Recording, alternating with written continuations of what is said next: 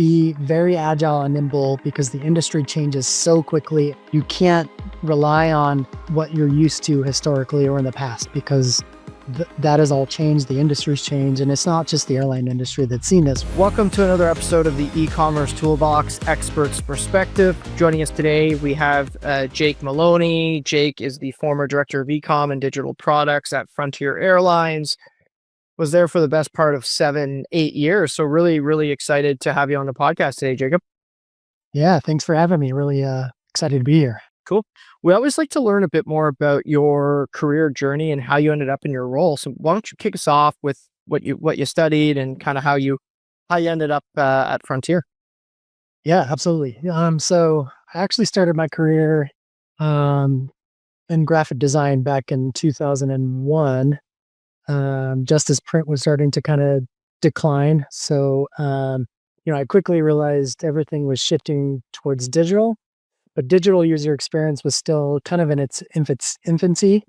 Most companies, especially small and medium-sized businesses, weren't really thinking about the customer-facing side of web yet.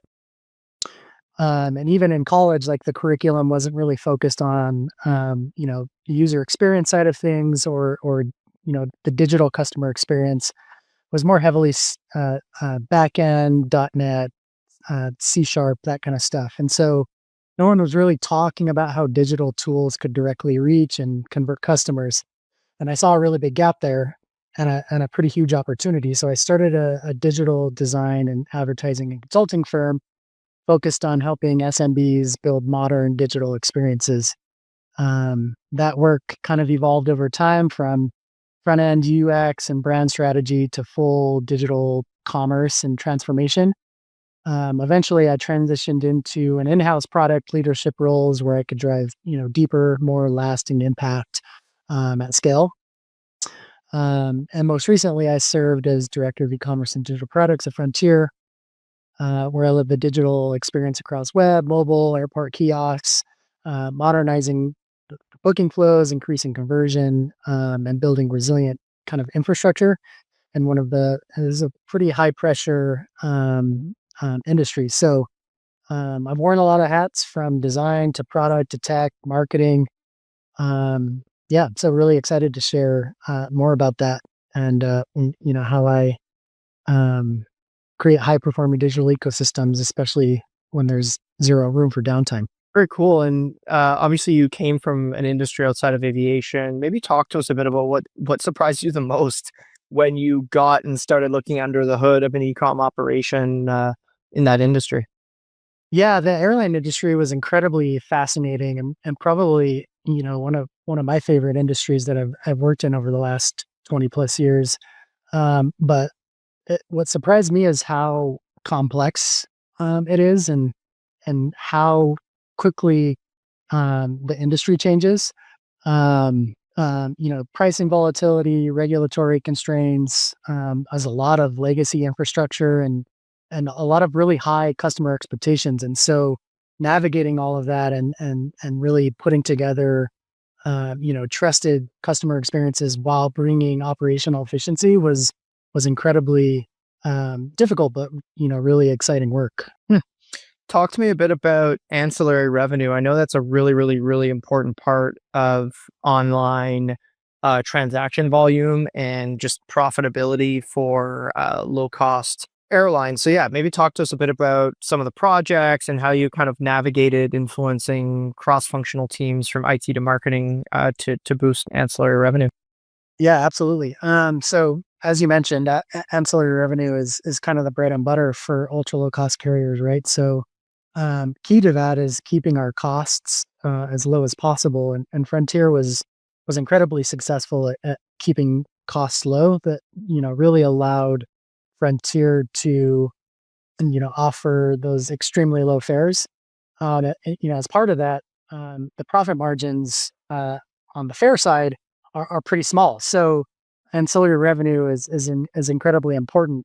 And as part of that, the pricing strategies, offering dynamic pricing based on, historical information or real-time data that we're getting as the customers are navigating the website, was incredibly important. So, you know, driving change cross functionally was incredibly important. Working with pricing and revenue management, IT operations, loyalty, navigating tensions between short term revenue and long term trust was really important. And we've had throughout the years there are a lot of trials and tribulations on um, focusing too heavily on non-ticket, um, and then the pendulum kind of swinging a little bit too far in that direction, and load um, um, and ticket revenue kind of took a hit, right? Because we really started to, um, in an attempt to try to maximize that non-ticket, we kind of, I wouldn't say forgot, but the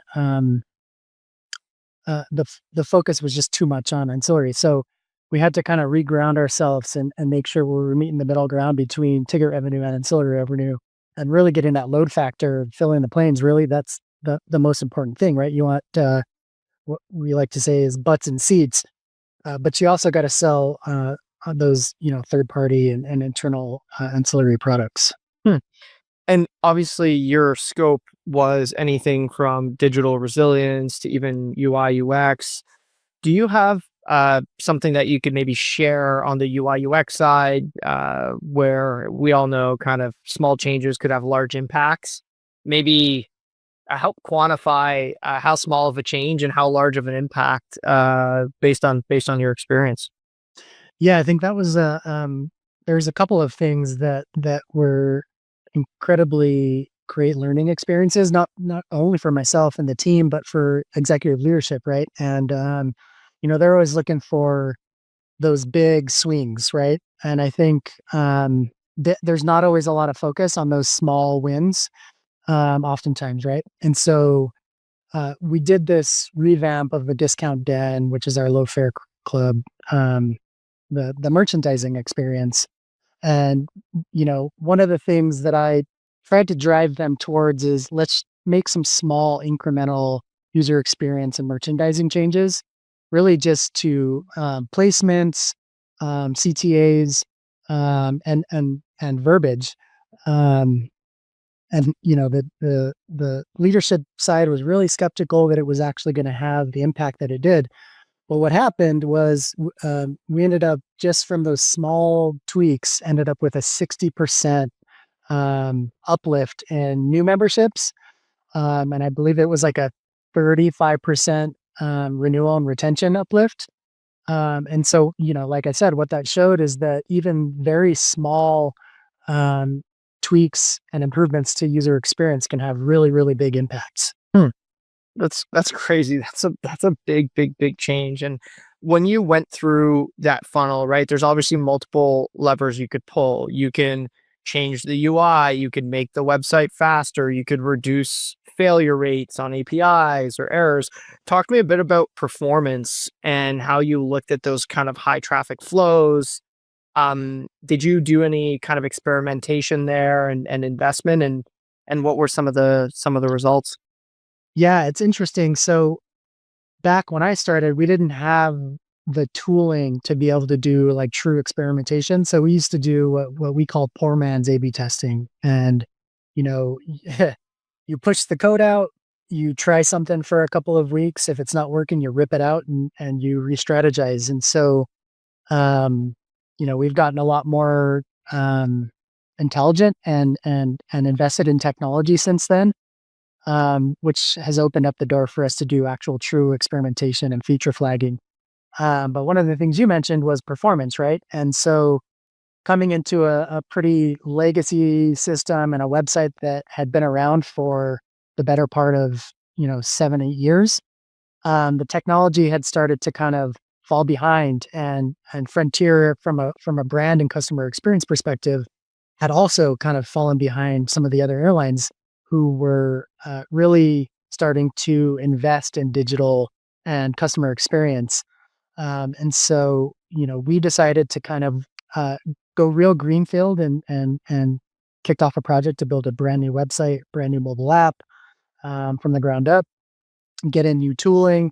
We invested in some enterprise analytics tools, a new enterprise content management system that allowed the business and the commercial division to not only move a lot faster, but kind of lessen the dependency on the IT side and development cycles. But as part of that, you mentioned performance, and a lot of that comes into play as the architecture behind the scenes, right? The middleware, the API layer, and really regrounding that and making sure that it was efficient, right?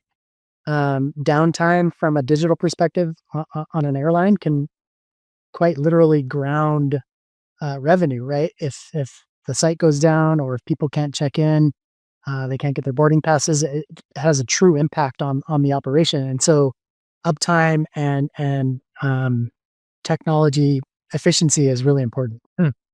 Yeah, no, it makes sense. Obviously, it doesn't just stop booking revenue, but it could also really impact like check-in and other kind of critical things. Um, yeah, talk to me a bit about how you built resiliency and kind of how you thought about your observability slash resiliency stack. How did you kind of architect that, and how did you balance that against making sure that your teams are always A/B testing to try and push the website forward? Yeah, so I mentioned resilience and reliability from a digital perspective, but the team also needs to be highly focused on you know a, a, a frictionless experience from a customer perspective, right? So you've always got to keep the customer at top of mind. Um, Make sure that there's failovers, and a part of that is investing in tooling, right? And that's why we invested in Noibu and built that partnership with you all, to be more proactive in identifying um, issues before it turns into a true downtime scenario, right? Or even just customer pain points, right? Are we introducing like dark patterns in the UI UX? Are there ways to make things more intuitive? How can we empower the customer to self serve? Right. So all of that comes into play when you talk about um, the resiliency of the team, as well as the efficiency of the technology. Hmm. Yeah, no, it makes a lot of sense. And I think actually, question for you: do you think airline companies are kind of in this unique situation where they just they have to interact with a lot of legacy systems, and it might be a bit like banking versus traditional e-com, where it's like kind of hard to rip and replace your ERP that was built in the 70s, for example? I don't know if that's the case of Frontier, but yeah, I'm curious. Like, Yeah. I know just from working with some of the airlines, like you guys and some others that we work with, that that's a bit of a challenge. Maybe talk to us a bit about that. Yeah, that is a huge challenge, and it's funny you bring up banking. That's something that I always said is it reminded me a lot of legacy banking systems, and that they're very heavy. There's a lot of technological hurdles. The commercial team might want to do something that the technology just doesn't support, and so you've got to find ways to work around that, to bring the best experience, whether that be self service or whatever it is, to the customer. And so, one example I could give is the Kids Fly Free program, where we introduced a new discount and benefit where, certain days, certain routes, um, um, discount den members, their kids can fly for free. Um, and part of being that highly regulated industry, you can't actually advertise and call things free unless they're truly free. And a lot of times when airlines offer a free something, you still have to pay the taxes and fees. And so the DOT doesn't allow us to advertise that as truly free. Well, the technology did not support what we were trying to do. You couldn't waive the taxes and fees via the technology. So we had to, come together from a technology perspective. Me and the architects and the engineers, I started a kind of a technology focused like war room for us to get together and come up with, ways to think out of the box on how we get around the technology hurdles of that problem. And it worked. We launched the product. It's still live today, and it's been a great benefit to the customer and the program overall. So those legacy systems were always an interesting hurdle to get around. Um, but you know, it just forces you to think outside the box. Makes a lot of sense. And how did you balance build versus buy when it came to like producing software and technology? Given that a lot of the use cases might not have been as straightforward enough to be able to just plug and play a random third party software, like how did you guys pick which bets to build and which bets to buy? Yeah, yeah. From my perspective, it was usually around cost and speed to market. So something like a content management system or an A/B testing or personalization engine. Those are things that other companies have spent millions of dollars and years of research in, and isn't really something that makes a lot of sense for us to build. And so those are times when you buy things like fair caching. So I look at it like this: if if we have the data internally, or we have the systems internally that can support something, why would we buy a product to feed somebody data and then pay them to get our data back, right? So an example of that could be fair caching. We've got the data, we've got the systems. Let's build our own fair caching. So that's a perfect example of a build versus a buy. Okay. Very interesting. I mean, it makes sense. It's kind of like there's like a Venn diagram of like cost, like quality, and then how quickly you can get it to market. As we look to wrap up, do you how do you think, obviously we went through the pandemic boom. I'm assuming obviously that impacted airlines a lot differently. There was a halt, and then there was kind of probably a travel boom that came on the back of that. So do you have any advice for kind of digital leaders when it comes to dealing with more legacy industry? Maybe you guys have some tech debt that you can't really escape, and you're dealing with thin margins in the super, super competitive market. I don't think any of that is a secret or controversial. Yeah. Do you have any opinions on how to deal with that and high level? Because ultimately that just typically leads to high pressure, right? Oh, absolutely. Yeah, that's a great question. And the pandemic was really interesting, right? And so, coming out of that, I don't think anybody, the airlines, other industries had never really experienced something like that. Um, you'll hear a lot of these airline executives talk about the pandemic was actually worse than when 9/11 happened from a not only a sentiment perspective, or like a customer behavior perspective, but it was just really uncharted territory. And so you had this extreme pent up demand coming out of that. People were locked up in their houses, they weren't traveling. Um, and so there was a lot of pent up demand. But I think what we've seen since the pandemic is customer behavior changes so quickly, and their expectations change so quickly, especially since the pandemic. You really have to meet people where they're at. And so I think a lot of times, historically, airlines kind of just assumed people are going to travel. They're always going to be there. The customer is always going to come to us. And now it's different, and customer expectations are incredibly different. And so you've got these low cost carriers that were kind of no frills, no premium offerings. And we're seeing that expectation from a customer perspective change significantly.